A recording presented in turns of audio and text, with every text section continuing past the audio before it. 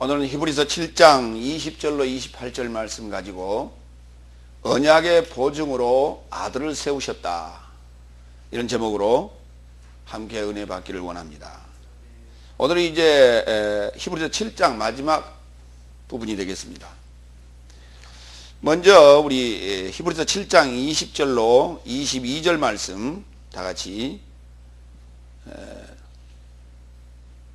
가지고 우리 맹세한 서약으로 된 제사장은 언약의 보증이다, 이런 제목으로 함께 은혜 받기를 원합니다.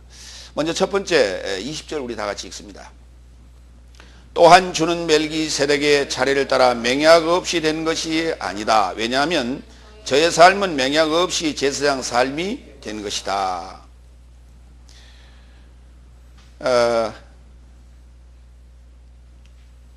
주는 여기 그 주라는 단어도 없이 관계대명사 또는 대명사로 계속해서 이제 7장 20절 이하에서는 기록합니다. 이것은 1절로부터 19절까지에 이미 언급되어 있는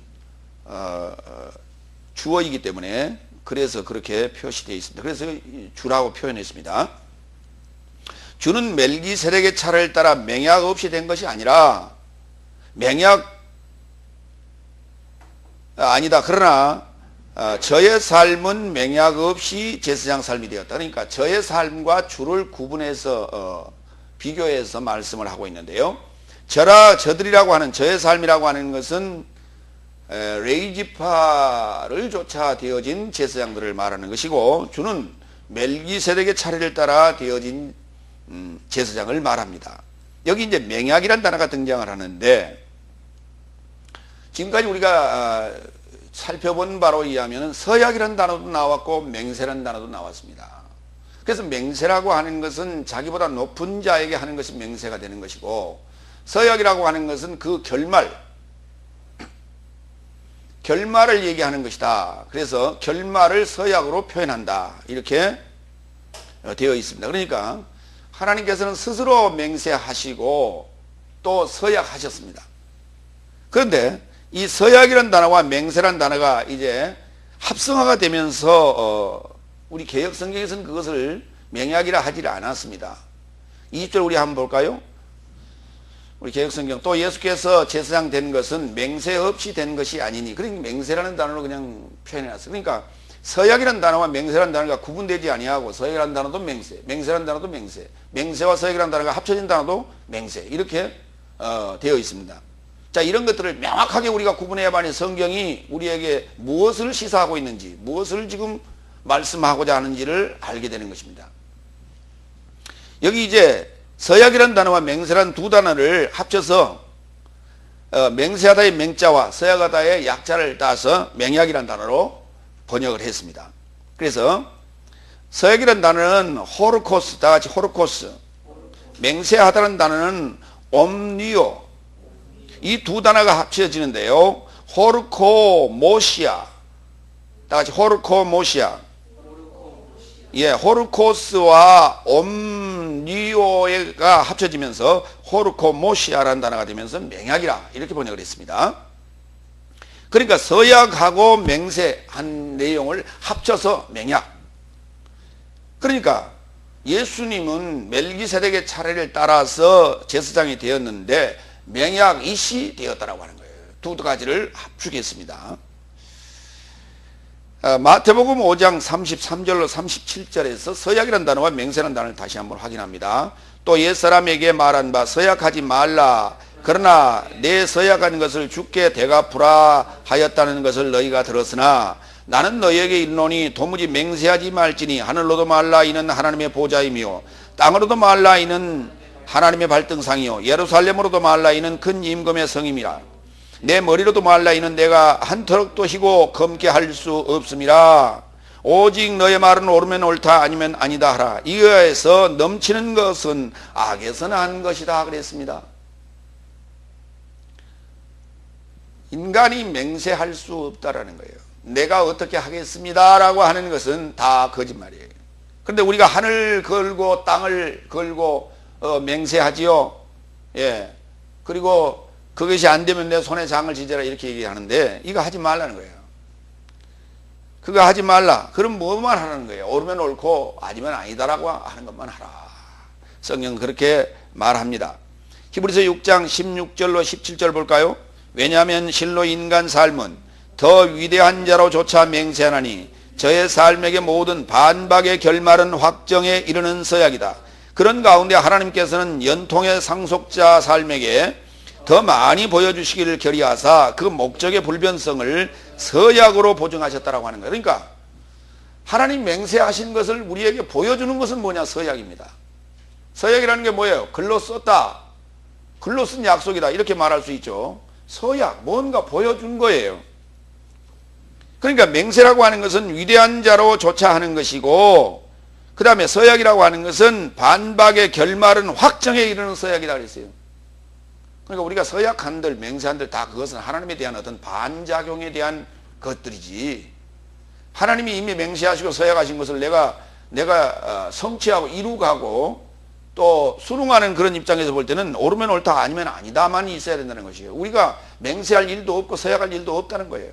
우리가 맹세하고 서약한 일이라고 하는 것은 인간의 반박이요, 그 결말의 확정이 서약이라고 성경은 지금 말합니다. 그러니까 하나님이 하신 그 맹약이라고 하는 것은 바로 보증수표다, 이렇게 말할 수가 있어요. 누가복음 1장 69절로 75절을 볼까요? 우리를 위하여 구원의 뿔을 그 종 다윗의 집에 일으키셨으니 이것은 주께서 예로부터 거룩한 선지자의 입으로 말씀하신 바와 같이 우리 원수에게서 우리를 미워하는 모든 자의 손에서 구원하시는 구원이라. 우리 조상을 긍휼히 여기시며 그 거룩한 언약을 기억하셨으니 우리 조상 아브라함에게 서약을 맹세하셨다. 서약을 맹세하셨다고요. 그러니까 서약이라고 하는 건 뒤에 있을 일입니다. 그것을 아브라함에게 맹세하셨다고요. 우리로 원수의 손에서 건지심을 입고 종신토록 주의 앞에서 성결과 의로 두려움이 없이 섬기게 하리라 하셨도다. 이게 맹세예요. 그럼 맹세라고 하는 것에 대한 서약은 이삭을 주었고요. 그리고 그 이후로 선지자들에 의하여 예언한 메시아가 오게 됐고요. 메시아가 와서 증언한 대로 십자가의 죽으심으로 말미암아 우리를 죄 가운데서 구원하시는 하나님의 역사, 그리고 부활하여 승천하시고 다시 오겠노라고 하는 이 하나님의 약속, 이것이 바로 서약이죠. 그러니까 하나하나 맹세에 의하여 서약화되어 가는 것을 우리는 보면서 믿음을 키워가는 것입니다. 이와 같이 예수님께서는 멜기세덱의 차례를 따라서 제사장이 되었는데 그것은 맹약으로 되었다라고 하는 거예요. 이 맹약으로 되었다고 하는 이 얘기를 왜 계속해서 해야 되느냐 하는 거예요. 멜기세덱의 차례를 따르는 제사장이라고 하는 것은 예수님으로 끝나는 것이 아니라 예수님의 차례를 따라서 제사장 되어진 우리에게 연결되어지는 사건이기 때문에 오늘 지금 멜기세덱에 관한 얘기를 5장부터 6장, 7장에는 본격적으로 구체적으로 이렇게 많은 부분을 할애해서 멜기세덱의 차례를 따르는 제사장에 관해서 얘기하는데, 이 멜기세덱에 관하여 우리가 안다라고 하는 것이 뭐냐? 이것이 장성한 자의 모습이라고 하는 거예요. 멜기세덱에 관해서 알지 못한다라고 하는 것은 이거는 어린아이요, 젖을 먹는 자다. 성경은 이렇게 말하고 있는 것입니다. 두 번째 21절을 다 같이 읽겠습니다. 그러나 그는 자신을 향해 말씀하신 자로 인하여 맹약으로 되신 자니 주께서 맹세하시고 뉘우치지 아니할 것이니 너는 멜기세덱의 차례를 따라 만세에 이르는 제사장이라 하셨도다. 자, 이제 너는 멜기세덱의 차례를 따라 만세에 이르는 제사장이라 하셨도다라고 하는 너가 누구냐? 너는 바로 하나님께서 친히 자신의 아들을 지칭하여 언급한 내용이며 또한 예수님께서 부활하시고 승천하셨기 때문에 오늘 우리에게 또한 말씀하시는 내용이다. 이렇게 여러분들이 받아주셔야 됩니다. 자신을 향해 말씀하신 자로 인하여, 자신을 향해 말씀하신 자로 인하여, 그를 향해 말씀하신 자로 인하여 맹약으로 되신 자니. 이제 하나님께서는 본인에게 말씀하시고 본인이 친히 그 맹약으로 인하여 멜기세덱의 차례를 따르는 제사장이 되셨습니다. 그런데 이와 같은 그 사건이 주께서 맹세하시고 뉘우치지 아니할 것이다 그랬어요. 왜?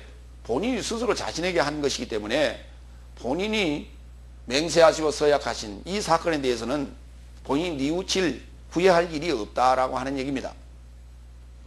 그러니까 하나님께서 친히 말씀하시고 친히 이루신 사건이기 때문에 또한 그 역사는 단회적으로 끝나는 것이 아니라 오늘 우리에게 연결되어진다. 베드로전서에서는 얘기하죠. 우리를 왕같은 제사장이라, 왕다운 제사장이라고 말합니다. 왕다운 제사장이라고 하는 게 뭡니까? 예수님은 왕으로 오셨지 제사장으로 오신다는 표현이 없어요. 예수님은 유대인의 왕으로 탄생하신다고 예언했고 유대인의 왕으로 오신 사건을 복음서는 기록합니다. 그러나 지금 이 히브리서에서는 예수님은 왕이시며 평강의 왕이시며 또 의의 왕이시며 또 제사장이라고 말합니다. 오늘 우리를 왕다운 제사장이라 한다면 예수님의 이 역사가 오늘 우리에게까지 연결된다고 하는 사실을 우리는 알아야 됩니다. 오늘 지금 여기 21절에서 인용하고 있는 너는 멜기세덱의 차례를 따라 만세에 이르는 제사장이라 하는 대목은 시편 110편 4절에 다윗의 글에 기록되어 있습니다. 여호와는 맹세하고 변치 아니하시리라 이르시기를 너는 멜기세덱의 반차를 좇아 영원한 제사장이라 하셨도다. 이 다윗이 한 노래입니다. 그래서 마태복음 1장 1절에 보면 아브라함과 다윗의 자손 그리스도 예수의 탄생의 책이라고 기록합니다. 이미 다윗을 통하여 예언했습니다. 그 예언한 사건이 또 아브라함과 다윗의 자손으로 예수님께서는 탄생하셨는데 그분이 누구냐? 바로 멜기세덱의 차례를 따르는 제사장이라고 하는 사실입니다. 그러나 복음서 마태복음 1장에서 언급하고 있는 내용을 보면 그것은 왕으로 언급이 되고 있습니다. 족보에 의해서 예수님의 수태고지와 더불어 마리아에게서 탄생하신 예수님을 보러 온 동방박사들에 의하여 예수님은 유대의 왕으로 언급되고 있음을 우리는 알 수가 있습니다. 또한 헤롯의 입을 통해서 나오는 표현은 그리스도라는 표현도 언급이 됩니다. 바로 그리스도가 누굽니까? 구원주가 되지 않겠습니까? 바로 이와 같이 왕이라고 하는 의미와 그리스도라는 의미 속에 이미 그가 구원주인 것을 언급하고 있다. 세 번째 22절 주는 대단한 것을 따라 더 나은 언약의 보증이 된 것이다. 언약의 보증이라고 하는 것이 뭡니까? 언약의 보증이라고 하는 것이 바로 서약입니다. 서약이 완료되는 것이다. 이게 맹약입니다. 그러니까 더 나은 언약의 보증이다. 다 같이 언약이라는 단어 한번 우리 헬라어로 읽어봅니다. 디아테케. 디아테케라고 하는 단어는 아브라함이 하나님과의 약속, 언약을 받을 때에 새를 쪼개서 하나님께 드렸지요. 근데 주의 영이 사이를 지나갔다라고 하는 대목이 나오는데요. 이것이 바로 언약이었습니다. 피 없이 우리가 언약할 수 없지요.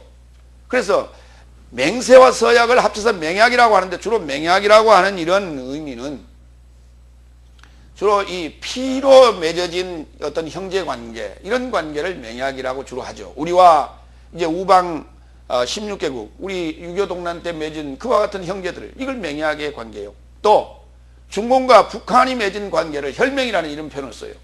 그래서 이런 관계를 맹약이라 하는데 주로 이 맹약의 형태들은 피와 관련이 있다라고 하는 거예요. 우리 지금 성경하고는 좀 동떨어진 얘기입니다만은 조직폭력배들이, 조폭들이 서로 어떤 관계를 맺을 때 피를 가지고 서로 흘리면서 그 관계를 서약하고 맹세하는 대목을 우리는 봅니다. 이와 같은 의미들이 다 옛 하나님의 사람들이 행해왔던 역사가 그것을 말해주고 있다, 반증하고 있다, 이렇게 말씀드릴 수가 있습니다. 예수님은 더 나은 언약의 보증이 되셨다라고 하는 거예요.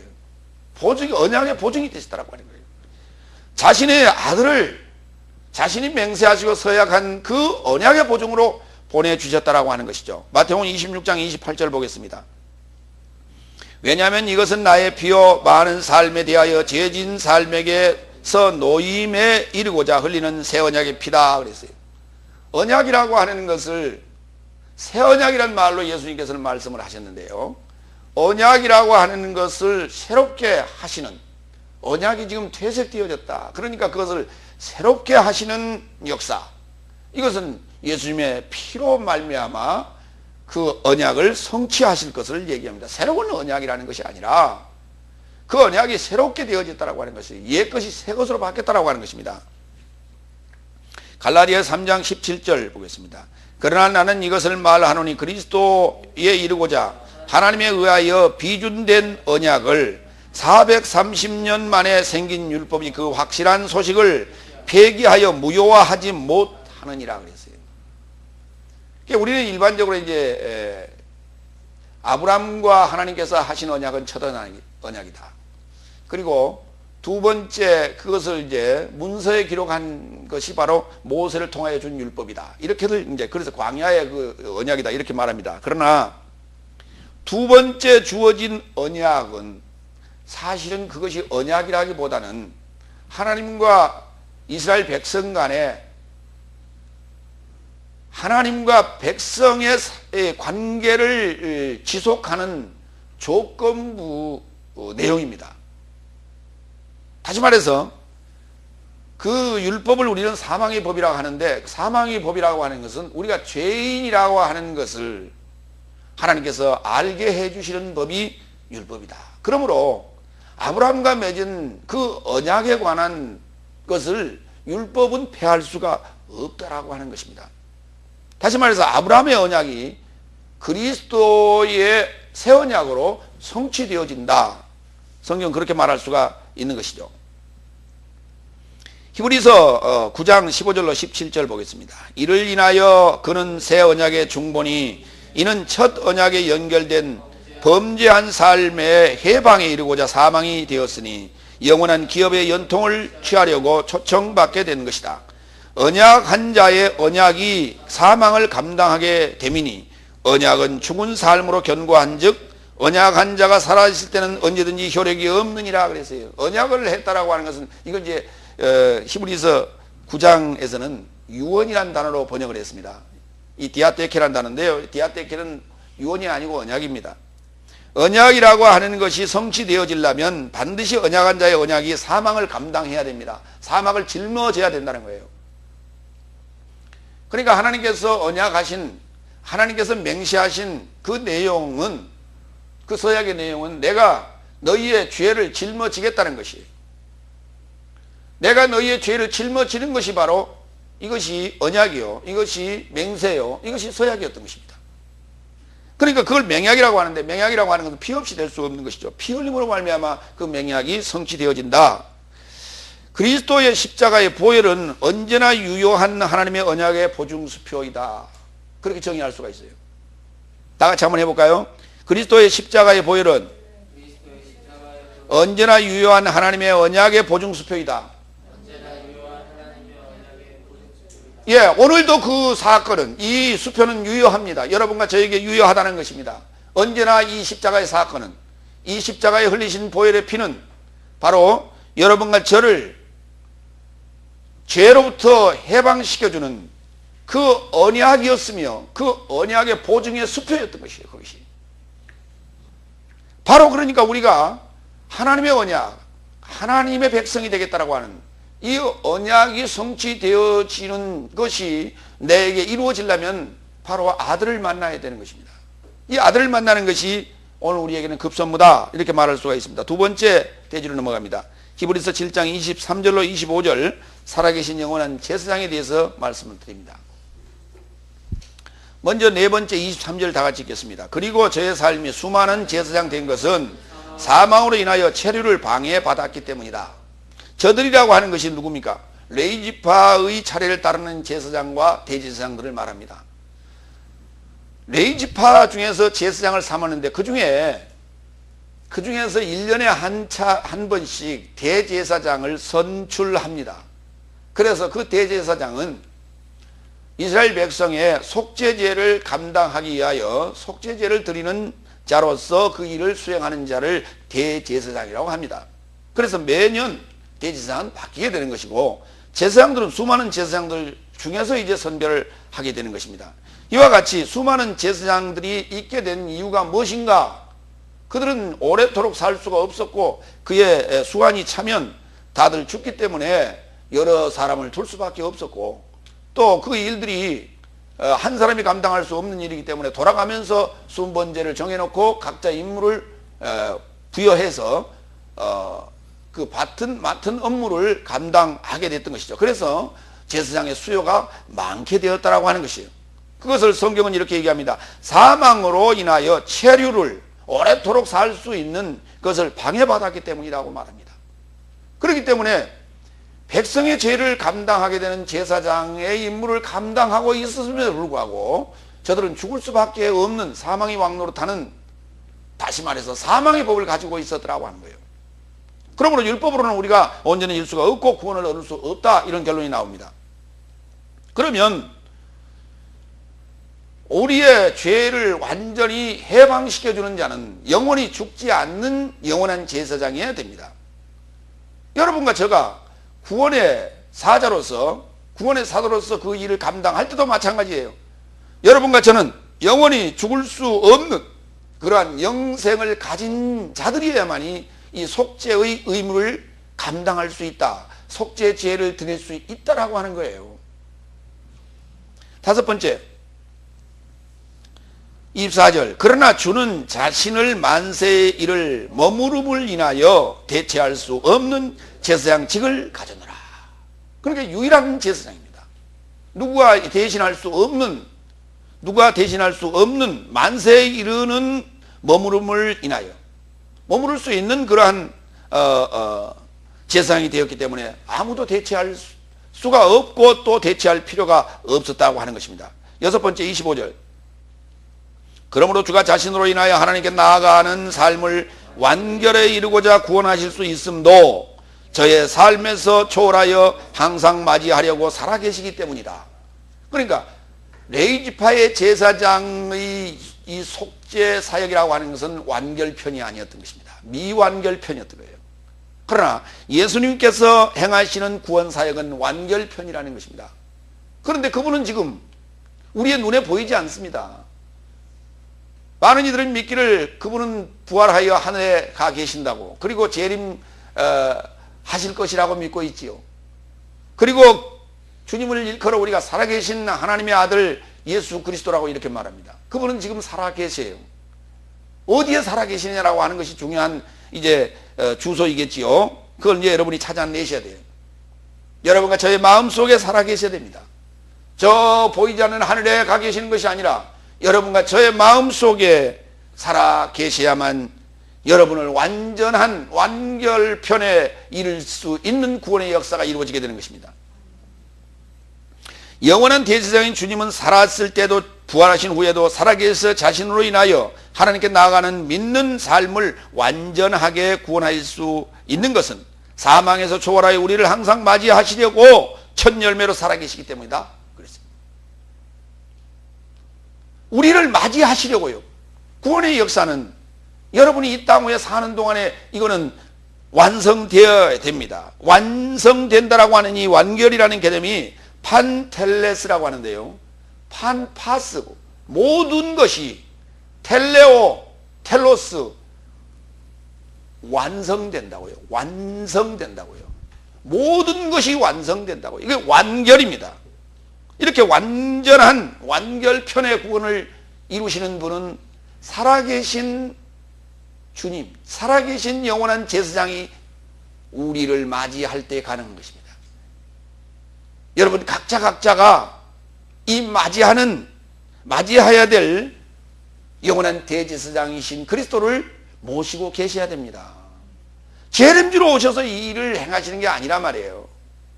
우리를 맞이하시려고 엔팅카노 마주친다라고 하는 팅카노예요. 마주친다라는 단어인데요, 안에서 맞이하신다는 거예요. 밖에 계신 게 아니에요. 여러분 밖에 계신 게 여러분 안에 계신다고요. 여러분 안에서 우리를 맞이하고 계신다. 그분은 그러면 어떤 상태로 계시기 때문에 우리를 맞이하시는 영원한 대제사장이시며 살아계신 분이라고 말씀할 수가 있는가요? 로마서 8장 34절부터 봅니다. 정죄하는 이가 누구냐? 죽으신 이는 그리스도시나 일으킴을 받으신 이도 그리스도시요 하나님의 우편에 계시니요 나의 삶 대신에 마주하고 계신다. 나의 삶 대신에, 나의 삶 건너편에 마주하고 계신다. 우리를 지금 건너오라고 기다리고 계시는 거예요. 손짓하고 계시는 거예요. 건너편에서요. 그분은 지성소에 계시고 나는 지금 성소까지만 들락거리고 있는 거예요. 그렇기 때문에 나의 삶 대신에 나의 삶 건너편에서 마주하고 계신다고요. 엔팅 카노하고 계신다고요. 그분은 먼저 들어가 계세요. 그래서 우리를 맞이하실 거예요. 지금 마주보고 계세요. 고린도전서 15장 23절로 24절 봅니다. 그분은 어떤 분이기 때문에 어떤 상황이기 때문에 살아계신가요? 그러나 각자 자기 차례 안에서 되리니 먼저는 첫 열매인 그리스도요 다음에는 그의 임재 안에서 그리스도의 소유된 삶이요 그 후에는 결말이니 저가 모든 머리와 모든 능력과 권세를 멸하시고 나라를 하나님 아버지에게 넘겨드리는 때이다 그랬어요. 자, 이게 이제 부활의 3단계라고 우리가 정의할 수가 있는데, 먼저는 첫 열매인 그리스도의 부활을 첫 열매라고 말합니다. 그 두 번째, 그의 임재 안에서 강림이라고도 하는데, 이 임재, 일반적으로 이걸 우리는 지금 재림이라고 일반적으로 말하고 있습니다. 재림이 아니라 그의 임재, 파루시아라고 한다는데요. 임재 안에서, 그의 임재가 이루어지면 그 임재 안에서 그리스도의 소유가 됩니다. 누가? 여러분과 저가요. 그런데 단지 소유로 끝나는 것이 아니라 소유된 삶을 살게 되어집니다. 무엇을 위하여? 세 번째, 결말이라고 하는, 결론이라고 하는, 완결편이라고 하는 이 텔로스를 향해서요. 판텔로스라고 조금 전에 그 완결이라는 단어를 제가 설명을 드렸죠. 그 단어입니다. 그 단어에 그 텔로스라는 단어가 완결이에요. 결론입니다. 결론, 우리의 결말. 그러니까 우리가 완전히 하나님에게 드려질 수 있는 것은 텔로스가 드려지게 되는데, 그 텔로스의 완성이라고 하는 것은 요 3단계를 거쳐야 되는데, 이 3단계가 우리 모든 사람들이 한꺼번에 이루어지는 것이 아니라, 이 23절 첫 번째, 각자 자기 차례 안에서 되리니. 다 같이 시작. 그렇습니다. 각자 자기 차례 안에서 이와 같은 일이 벌어진다고요. 첫째는 첫 열매인 그리스도요. 첫 열매인 그리스도예요. 첫 열매 그리스도란 말은 무슨 말이에요? 각자 자기 안에서 그리스도와 함께 육체와 아빠의 정과 욕심을 십자가에 못 박고 그분은 부활하셔서 하늘로 승천하십니다. 이것이 그리스도의 첫 열매 사건이나 여러분과 저 자신 안에서 이루어지는 일이라는 거예요. 두 번째, 그의 임재, 하늘에서 땅으로 내려오시는 그 임재 사건 안에서 내가 그리스도의 소유가 됩니다. 내가 그리스도의 소유가 됐어요. 하나님의 것이 됐다 이 말이에요. 이게 연합이에요. 이 됨과 동시에 우리는 사도의 삶을 살게 되는데, 사도의 삶을 살게 됐을 때 우리는 영생이라고 하는 그 결론에 도달하게 되는데, 그것을 텔로스라고 합니다. 다 같이 텔로스. 결말, 결론, 결과, 이렇게 말하는 거예요. 그렇기 때문에 저의 삶에서 초월하여 항상 맞이하려고 살아계시고 건너편에 마주하고 계시는 분은 바로 여러분과 저 안에 계세요.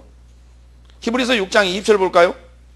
멜기세덱의 차례를 좇아 만세에 이르는 대제사장이 대신 예수께서 나의 삶에서 초월하여 선두주자로 그곳에 들어가셨느니라. 그곳이 어디입니까? 지성소를 말합니다. 지성소를 말합니다. 나의 속죄를 이루시기 위하여 먼저 들어가 계세요. 거기 내가 들어오기를 지금 기다리고 있다 이 말이에요. 이와 같이 저의 삶에서 초월하여 항상 맞이하려고 살아계시기 때문에 우리의 구원의 완결을 이루실 수 있는 분이라는 거예요. 이것이 구약의 율법 아래서의 제사장의 역할과 다른 것입니다. 세 번째, 히브리서 7장 26절로 28절 마지막 이제 세 번째, 만세에 이르는 완전케 되신 아들 대제사장이라는 제목이에요. 뭐 내용들이 거의 유사합니다. 일곱 번째 26절 다 같이 읽습니다. 이러한 대제사장은 나의 삶에게 적합하니 성스럽고 악이 없고 더러움이 없고 죄진 삶으로부터 끊어졌으며 하늘 삶보다 높이 되신 분이다. 대제사장 그리스도 예수는 나의 삶에게 적합하다고 그랬어요. 이것이 적합하다는 거예요. 이러한 상황들이 적합하다는 거예요. 그래서 네이지파 대제사장과 비교할 수 없는 적합성을 가지고 있더라. 첫 번째, 성스럽다 그랬어요. 호시오스. 이건 이제 거룩하다는 단어도 썼습니다만 거룩하다는 단어는 하기오스라고 하는 단어입니다. 그렇기 때문에 거룩하다는 단어가 아니라 성스럽다, 정직하다 이런 의미예요. 계시록 15장 4절 주여 누가 주의 이름을 두려워하지 아니하며 영화롭게 하지 아니하오리이까 오직 주만 거룩하시니이다 라는 단어가 호시오스예요. 주만 성스럽습니다. 주의 의로우신 일이 나타났음에 만국이 와서 주께 경배하리이다. 다른 부분에는 이 호시오스라는 단어를 쓰는데 썩지 않는다라는 표현을 썼어요. 성스럽기 때문에 썩지 않죠. 더러운 것은 불순한 것들은 불순물이 섞여 있는 건 썩을 수밖에 없게 되는 것입니다. 하나님의 아들이며 대제사장이시며 신 그리스도 예수는 성스러운 분입니다. 두 번째, 악이 없는 분입니다. 아카코스, 카코스라는 단어가 악이라는 단어예요. 거기 앞에 이제 그 부정을 뜻하는 접두사가 붙어가지고 악이 없다 이렇게 설명합니다. 로마서 16장 18절 왜냐하면 이런 삶은 우리 주 예수 그리스도에게 종노릇하지 아니하고 오히려 자신의 배에게 종노릇하나니 유창한 말과 좋은 말로 인하여 순진한 자들의 마음을 속이고 있다. 거기 순진하다는 말이 악이 없다는 말이에요. 악이 없다는 말을 거기서는 순진하다 이렇게 표현을 했어요. 그러니까 하나님이 순진하신 게 아니라 악이 없다고요. 그래서 순진이 아니라 순전하다는 말을 우리가 그렇게 써야만 돼요. 순전하다. 세 번째, 우리에게 적합하신 대제사장은 더러움이 없어야 됩니다. 야고보서 1장 27절 하나님의 아버지 앞에서 정결하고 더러움이 없는 경건은 곧 거와 과부를 그 환난 중에 돌아보고 또 자기를 지켜 세속에 물들지 아니하는 이것이라 그랬어요. 그게 세속적이지 않아야 된다는 거예요. 경건해야 된다는 거예요. 이것이 바로 더러움이 없다라는 단어입니다. 거기도 마찬가지 그 알파라고 하는 부정 접두사가 붙었죠. 그래서 더러움이 없다. 그게 더럽다라는 단어의 앞에 접두사가 붙어 더럽지 않다 이렇게 지금 말씀을 하고 있습니다. 다음에 네 번째, 죄진 삶으로부터 끊어져야 됩니다. 죄인들로부터 제외된 자다 이렇게 말해요. 요한복음 8장 21절 봅니다. 그런즉 예수는 다시 그의 삶에게 말씀하시되 내가 물러가면 너의 삶은 나를 찾다가 너의 삶의 죄 안에서 죽을 것이다. 내가 물러가는 곳은 너의 삶은 올 수 없느니라 그랬어요. 그러니까 지금 예수님이 살고 계시는 이 땅, 제자들이 함께 거주하던 이 땅, 이곳은 죄진 삶이라고 말했습니다. 죄 아니라고 지금 말하고 있어요. 그러니까 내가 가는 곳은 죄가 있는 곳이 아니라는 거예요. 죄가 있는 곳이 아니라는 거예요. 그런데 내가 물러가는 곳은 너의 삶은 올 수가 없다 지금. 그렇기 때문에 그곳이 어디입니까? 하늘이죠.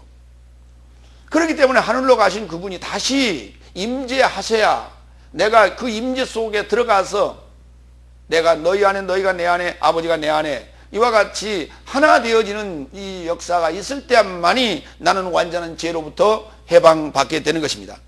이와 같이 죄진 삶으로부터 끊어진 분입니다. 그분은. 다섯 번째, 여섯 번째, 하늘 삶보다 높이 되신 분입니다. 히브리서 1장 3절 볼까요? 높다라고 하는 단어예요. 저는 영광의 광채시며 그의 본체의 모습이시라. 그의 능력의 말씀으로 모든 삶을 감당하시며 그 자신으로 인하여 나의 죄진 삶에게 청결을 행하시고 높은 삶 안에서 위엄의 우편에 앉으셨으니 그랬어요. 이곳이 어디입니까? 하늘 보좌입니다. 하늘 보좌를 위엄의 우편이라는 표현을 쓰죠. 오늘 지금 대제사장, 우리의 죄로부터 해방하실 대제사장의 모습은 이와 같은 조건으로 합당해야 됩니다. 적당하다라고 표현할 수 있어요. 오늘 저와 여러분들이 멜기세덱의 차례를 따르는 왕 대신 제사장의 모습으로 여러분이 사역하고 일하신다면 오늘 여기 언급된 성스럽고 악이 없고 더러움이 없고 죄인으로부터 끊어진 자요 하늘 사람보다 높이 그 대신 보좌 우편에 앉은 여러분과 저가 되어야만이 죄인을 구원할 수가 있습니다. 죄인을 구원하는 것은 사람의 입을 통하여 하나님의 말씀이 증거되어야 가능합니다. 하나님께서 친히 영으로 오셔서 보이지 않는 육체로 손으로 만질 수 없는 그러한 모습으로 오셔서 여러분을 구원하는 것이 아니에요. 그렇다면 우리가 복음을 증거할 이유가 없는 것입니다. 하나님의 구원 역사는 하나님의 모양과 하나님의 형상을 가진 그리스도의 소유된 자들이 하나님의 그 차례를 따르는, 멜기세덱의 차례를 따르는 왕 대신 제사장이 되어져서 바로 산제사를 드리는 이 역사를 통해서 구원의 역사가 이루어지는 것입니다. 그런 것이지 하나님께서 친히 하늘에서 영을 보내서 우리를 구원하시는 그러한 것이 구원의 역사가, 기독교의 구원의 역사가 아니에요. 그렇다면 예수님이 오실 이유도 없었고, 사도들이 그 죽음을 불사하고 순교를 불사하고 복음을 증거할 이유도 없었으며, 초대교인들이 하나님을 찬양하며 하나님을 배반할 수 없는 그러한 그 상황에서 사제의 밥이 되면서 죽어갈 이유도 없었던 것입니다. 우리의 조상들이 일제에 항거하며 북계에 항거하며 내가 주님을 부인할 수 없더라고 하는 그 총칼 앞에 죽어간 그 순교의 역사도 있을 필요가 없는 것입니다. 그런데 오늘은 이렇게 얘기합니다. 나는 전할 뿐이요 하나님께서 모든 일을 하실 것이라고요. 죄인이 어떻게 죄인을 구원합니까? 소경이 소경을 어떻게 인도할 수가 있습니까? 그건 불가능한 일입니다. 오늘 지금 여기 언급한 대제사장의 그 적합한 속성들, 이 상황들은 바로 여러분과 저가 갖춰야 될 조건이라는 것입니다. 이 조건을 여러분이 갖췄을 때만이 여러분의 입술을 통해서 증거되는 그 복음의 메시지가 그리스도를 계시할 것이요, 그리스도의 계시가 오늘 하나님의 그 맹약이 서약으로 그리고 보증으로 완성되는 역사가 여러분과 저 안에서 일어날 것이고, 여러분의 입술을 통해서 증거되는 그 모든 자들에게서 구원의 역사가 이루어질 것입니다. 8번째 27절. 저는 대제사장 삶같이 먼저 자신의 죄에서 초월하는 제사를 드리고 다음에 백성의 죄에서 초월하는 제사를 날마다 드릴 강제성이 없나니, 왜냐하면 자신을 단번에 드려 그것을 행하셨느니라 그랬어요. 그러니까 레위지파의 제사장들은 이 속죄 제사를 드릴 때에 속죄 제사라는 말이 없습니다. 우리는 그걸 속죄제라 하는, 속죄 제사로 알고 있는데 죄를 드리는 것입니다. 하나님 앞에 드리는 게 죄를 드렸던 거예요. 근데 우리는 죄를 속하는 제사라고 지금 알고 있습니다만, 구약의 제사는 죄를 속할 수가 없었습니다. 그 단어는 죄를 드렸어요. 하트라는 죄를 드렸습니다. 그런데 우리가 알고 있는 속죄제가 됐든 제사가 됐든 죄를 드렸든 간에 구약의 레위지파의 제사장은 자신을 먼저 속죄하고 자신을 위하여 짐승을 잡아서 번제로 드리고, 그리고 난 후에야 백성의 죄를 드리는 제사를 드렸던 거예요. 그러니까 2번 드려야 되는 것이죠. 그런데 예수님께서는 이와 같이 날마다 제사를 드려야 될 강제성이 없었어요. 왜냐고요? 단번에 자신으로 제사를 드렸기 때문에 그렇습니다. 이것이 바로 첫 열매입니다. 이게 바로 첫째 부활이라고 합니다. 그러니까 예수님은 자신을 제물로 드림으로 첫째 부활에 들어가 버렸습니다. 그리고 하나님이 원하시는 그 첫째 장자가 되는 첫 열매가 되셨어요. 여러분과 제가 첫 번째 난 장자가 없다면 여러분이 장자가 될 수가 없어요. 그리스도가 장자입니다. 여러분 안에서 첫 열매라고 하는 장자가 탄생되지 않는다면 여러분은 하나님의 것이 아니에요. 하나님은 첫 번째 난 초태생을 하나님께 드리라고 그랬어요. 그것이 뭐냐? 구약에서 그렇게 언급했죠. 여러분에게서 난 초태생을 하나님께 드리라. 그것은 나의 것이라고 그랬어요. 짐승이 됐든 사람이 됐든 첫 번째 건 내 것이라고 그랬어요. 그 얘기가 무슨 말인가? 바로 여러분과 저 안에서 첫 번째 부활하신 첫 열매이신 그리스도가 하나님의 것이라고요. 하나님께서 언약한 그 언약의 내용은 바로 그것이었던 것입니다. 그러니까 저와 여러분 안에서 첫 열매인 그리스도의 부활이 없다면 여러분은 영원히 하나님의 것이 될 수가 없어요. 근데 그분이 여러분이 하나님의 것이 되려면 그분이 또한 성령으로, 그리스도로 오셔서 여러분을 품어주신다고요. 그것이 완전한 그의 소유가 되는데, 그때 우리는 이 땅을 떠나는 것이 아니라 이 땅에서 우리를 어둠에서 건져내어 그의 기이한 빛에 들어가게 하시는 아름다운 덕을 선전하는 일을 감당해야 완전한 구원이 이루어지는 것입니다. 이것이 바로 사도의 삶이에요. 빨리 우리는 이게 지금 이 사도의 직분에 들어가는 요 사역이, 요 사건이 우리에게 있어져야 돼요. 나의 옛것을 완전히 버리는 역사가 십자가의 죽음과 부활의 역사예요. 이제 새로운 삶으로 바뀌는 거예요, 여러분의 삶이. 단번에 제사를 드렸습니다. 9번째 28절. 왜냐하면 율법은 나약함을 가진 사람들을 제사장으로 세웠으나 율법에 겹쳐진 맹약의 말씀은 만세에 이르는 완전케 되신 아들을 세우셨느니라 그랬어요. 우리 여기 개역성경 좀 볼까요? 28절. 율법은 약점을 가진 사람들을 제사장으로 세웠으나 율법 후에 하신 맹세의 말씀은 영원히 온전케 되신 아들을 세우셨느니라 그렇게 되어 있죠. 여기 율법 후라는 단어가 메타라는 단어인데요. 메타라는 전치사인데, 이 메타라는 전치사가 목적격으로 쓰일 때는 일반적인 문법에 이렇게 되어 있어요. 뭐뭐 후다, 뭐뭐 나중이다 이렇게 해석하세요. 이렇게 되어 있어요.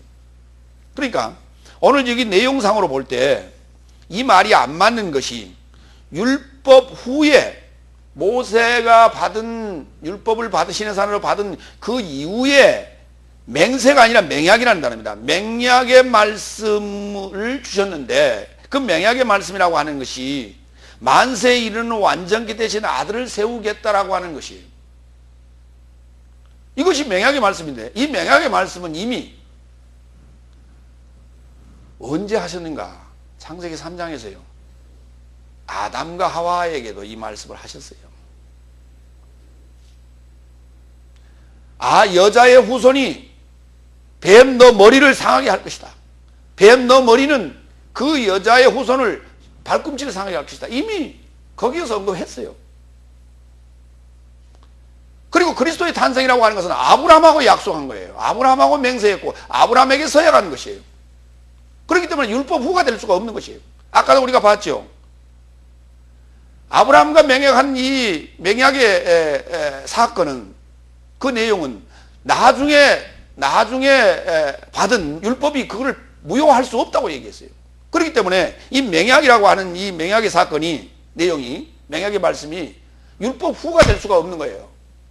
그럼 메타라고 하는 전치사는 어떤 의미를 가지고 있습니까? 결합이라는 의미를 가지고 있어요. 결합되는 것이에요. 결합되면서 변화가 일어납니다. 이런 의미를 가지고 있는 전치사인데요. 그러니까 율법 뒤에가 아니라, 율법 후에가 아니라 율법에 겹쳐지는 거예요. 율법과 겹쳐지는 거예요. 그러니까 율법이라고 하는 것이 나중에 줬는데 이미 맹약이라고 하는 하나님의 언약이 있는 그 가운데 하나를 더 겹쳐준 것이에요, 사실은. 그래서 이게 겹쳐지는데, 이 겹쳐진 것을 우리말로 좀 옮기려니까 조금 이게 잘 이해가 안 가는데, 겹쳐졌다. 영어로 얘기하면 오버랩이 됩니다. 오버랩. 여러분 그 영화를 보다 보면, 동영상이나 영화를 보다 보면 한 장면이 나오는데 다음 장면이 이렇게 지나갈 때 이 장면이 싹 뒤로 사라지면서 다음 장면이 이렇게 나타나는 것을 볼 수 있어요. 이걸 오버랩이라고 하는 거예요. 이게 지금 뗄 수 없는 거예요. 혼합되어 있는, 섞어져 있는 거예요. 그래서 이런 단어가 여러 군데 나옵니다. 지금 계시록에도 여러 군데 나오고, 우리가 바벨론으로 이거한 후에 할 때, 그 이거한 후에, 마태복음 1장에 그 후에라는 단어도 마찬가지 메타라는 단어예요. 바벨론 이거한 후에가 아니라 바벨론으로 이사와 겹쳐진 거예요. 이게 사건이 겹쳐진 거예요. 이 메타라는 단어를 그렇게 여러분이 정의하시기 바랍니다. 출애굽기 28장 1절로 3절 보겠습니다. 이것이 바로 율법은 나약함을 가진 사람들을 제사장으로 세웠다라고 하는 것을 이제 구분을 하고 있습니다. 출애굽기 28장 1절로 3절. 너는 이스라엘 자손 중 내 형 아론과 그 아들들 곧 나답과 아비후 엘르아살과 이다마를 그와 함께 내게로 나오게 하여 나를 섬기는 제사장 직분을 행하게 하되 내 형 아론을 위하여 거룩한 옷을 지어서 영화롭고 아름답게 할지니 너는 무릇 마음에 지혜 있는 자 곧 내가 지혜로운 영으로 채운 자들에게 말하여 아론의 옷을 지어 그를 거룩하게 하여 내게 제사장 직분을 행하게 하라. 이게 이제 그 전에도 제사장이라는 단어가 언급이 됩니다. 미디안 제사장 이드로도 나오고요. 그 전에도 제사장이라는 단어가 여러 차례 나옵니다만은 이제 아론의 지파에서 제사장을 세우는 언급은 여호와의 언급은 출애굽 28장 1절부터 이제 구체적으로 언급하기 시작합니다. 자, 이와 같이 율법은 맹약한 적 없습니다. 레위 지파를 제사장으로 세우겠다고 이미 예언한 바 없었고 약속한 바도 없습니다. 그런데 모세를 들어서 이스라엘 백성을 애굽에서 건져내면서부터 이 역사는 자연스럽게 모세가 레위 지파였습니다. 그의 형 아론이 그 일을 도왔습니다. 아론이 레위 지파입니다. 그렇기 때문에 자연스럽게 레위 지파로 연결이 되는데 레위 지파라는 레위라는 뜻은 연합한다는 의미가 있어요. 연합이라는 의미를 가지고 있는 거예요. 하나님의 지금 계명과 연합하는 연결시키는 어떤 이런 조인트와 같은 것이다. 그 연결고리 역할을 레위 지파가 감당해 오게 되는 것입니다. 이것이 바로 나약함을 가진 사람을 제사장으로 세운 구약의 역사이고요. 이 율법에 겹쳐진 맹약의 말씀은 이미 그 앞에서부터 지금 있었던 것인데 나중에 역사가 이 역사는 이루어집니다. 이 서약의 역사는 나중에 이루어지게 되는데 그것은 완전케 되신 아들을 세우게 됩니다. 그 완전케 되신 아들이라고 하는 자는 누굽니까? 만세에 이르는 자예요. 이걸 이제 영원이라는 단어를 씁니다. 영원이나 만세나 같은 의미로 여러분이 이해하시면 되겠습니다. 율법에 겹쳐진 맹약의 말씀이라고 하는 사건을 한번 볼까요? 누가복음 1장 73절로 75절. 이미 아까 우리가 봤던 대목인데요. 곧 우리 조상 아브라함에게 서약을 맹세하셨다. 그러니까 서약을 맹세하신 것이 맹약이에요. 이 맹약의 말씀이 아브라함하고 했던 것입니다. 그렇기 때문에 율법 이미 이전에 이 일은 있었던 것이기 때문에 율법 후가 될 수가 없다.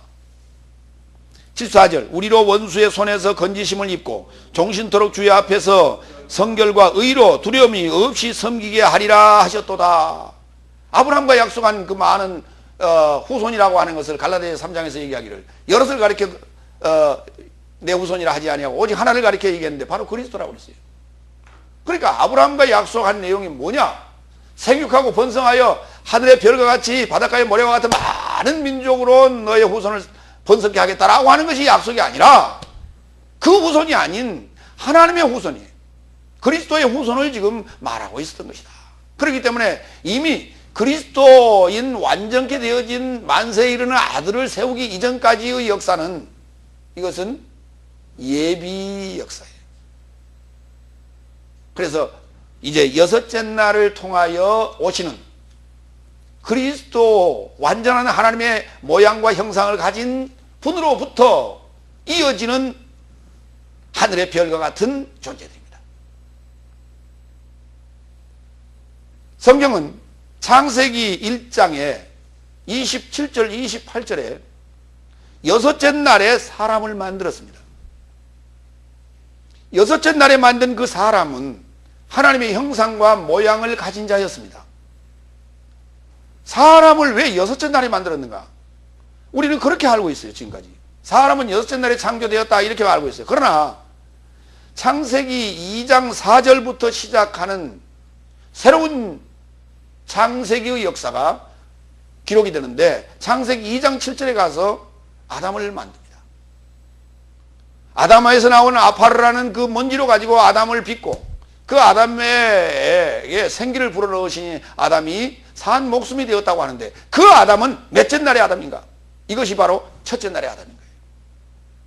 이 첫째 날의 아담은 창세기 5장에 언급한 대로 그 창세기 2장 7절에 만들어진 아담에 대한 마무리를 족보로 기록하고 있는 것이 5장인데요. 5장에 뭐라고 했냐면 하나님의 모양으로 되어진 아담이라고 말합니다.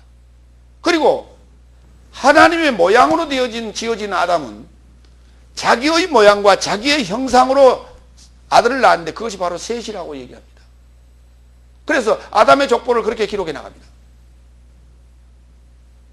그러면은 모양으로 되어진 아담이 어떻게 형상이 갑자기 그에게 나타났는가? 그 형상이라고 하는 것은 바로 뱀의 형상입니다. 그렇기 때문에 여섯째 날에 그리스도가 나타나기 전까지는 우리는 뱀의 형상을 가지고 있었던 거예요. 하나님의 모양을 한 이 껍데기와 뱀의 형상을 가지고 살아오고 있었던 것이에요. 그렇기 때문에 아브라함하고 약속을 했지만은 마찬가지로 그의 후손들은 뱀의 형상을 가지고 있었습니다. 그래서 아브라함의 아들 이삭은 하나님께서 하나님의 형상을 거기에 부어주긴 하였으나 이미 그들은 또한 그것을 잊어버리고 살게 되는 것입니다. 그래서 여섯째 날에 와서야 완전케 되신 그리스도께서 나타나셔서 우리를 구원하시게 되는데, 그것이 바로 여러분의 역사요 저의 역사가 되어야 됩니다. 성경의 역사는 총 7날의 역사로 기록이 되어 있는데 여러분의 역사이며 저의 역사예요. 그것은 이스라엘의 역사가 아니라는 거예요. 여러분의 역사이며 저의 역사인 것을 여러분이 이제 여섯째 날에 와서야 알게 되는 것입니다. 그래서 그리스도를 만남으로 내가 하나님의 모양을 가진 자가 내가 완전한 하나님의 형상으로 이제 바뀌게 되는 거예요. 사단이라는 뱀의 형상을 버리고 온전한 하나님의 형상 그리스도를 내가 받아들임으로, 그리스도화됨으로 말미암아 하나님의 형상으로 바뀌게 되는 것입니다. 그것을 창세기 1장에 여섯째 날에 아담을 창조하는 것으로 기록해 놨더니 첫 번째 그 타락한 아담이 하나님의 모양과 형상으로 지어진 것처럼 잘못 설명을 하고 앉았어요. 어떻게 하나님의 형상으로 지어진 자가 타락할 수 있다는 말입니까? 이거는 불가능한 일입니다.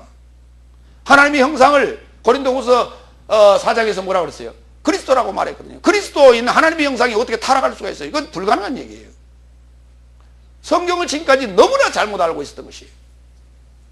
이것이 뭐냐? 지금까지 우리가 잘못 알려준 그들이 누구냐? 후계론과 청직이라고 합니다. 본질상 하나님이 아닌 자들이었습니다. 그걸 우리는 다섯째 날이라고 얘기하네, 거기까지를.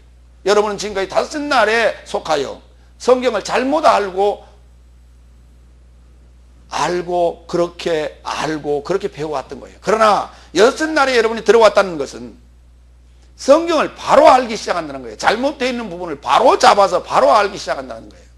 이것이 여섯째 날입니다. 성경은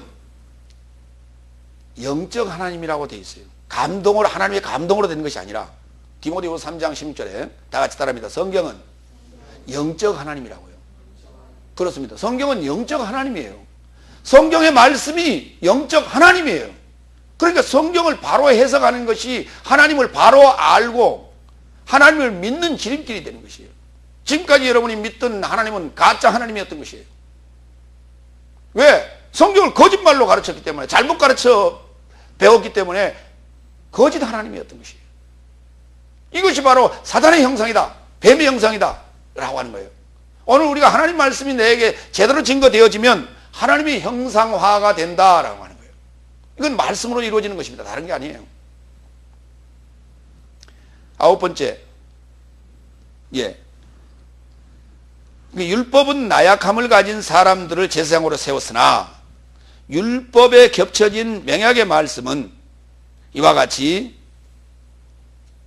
만세에 이르는 완전케 되신 아들을 세우셨다고요. 그래서 이미 율법 뒤에 언약한 것도 아니요, 명약한 것이 아니었다. 이미 아브라함과 명약했던 것이다. 성경은 이렇게 기록합니다. 만세에 이르는 완전케 되신 아들을 세우셨다. 이것이 바로 언약의 보증이에요. 이게 언약의 보증이다. 그러니까 언약의 보증이라고 하는 이 히브리서의 이 지금 설명이 창세기의 아브라함과의 언약의 사건이 현실화되는 것이고, 아브라함과의 언약의 사건이 지금 내 안에서 압축되는 거예요. 이렇게 함축되고 압축되어서 지금 나타나는 거예요. 그 히브리서는 에벨의 후손, 셈의 후손 중에, 셈의 계보에 보면 에벨이 등장하는데, 에벨의 후손 중에 벨렉과 욕단이 등장을 합니다. 두 아들을 낳는데 이 두 아들이 두 아들을 통해 세상이 갈라졌다고 성경은 기록하고 있어요. 창세기 10장에. 두 아들을 통하여 세상이 갈라졌는데 벨렉을 통한 계보에서 누가 나타나냐면 노아와 아브라함이 등장합니다. 노아의 아들이죠. 예, 아브라함이 등장합니다. 욕단의 후손에서 누가 나타나게 되느냐? 바로 여러분과 저가 나타나게 될 거예요. 욕단의 후손은 어디로 갔느냐? 동쪽을 향해서 갔습니다. 그 동방을 향해서 갔어요. 그러니까 시날 평지에서 동쪽을 향해서 가면 어디입니까? 다시 말해서 지금 땅, 이라크 땅에서 동쪽을 향해서 가면 어디입니까? 동쪽을 향해서 가면 극동 한국이 나옵니다. 만주 땅 한국이 나오게 돼 있어요. 거기에서 다시 알래스카를 통해서 계속 동쪽을 향해서 가면 어디로 가면 신대륙 아메리카가 나왔던 것이에요. 바로 그들이 누굽니까? 아메리카 대륙의 인디언, 한국의 인디언, 몽골족이 누굽니까? 바로 욕단의 후손이었다. 이렇게 지금 주장하는 목사님이 계시는데 유석근 목사님이라는 분이 아리랑 민족이라는 책을 썼는데요. 너무나 그 논리가 너무나 정연하고 너무나 합당한 것이다. 저는 그걸 너무 감동적으로 읽었어요. 그 책을.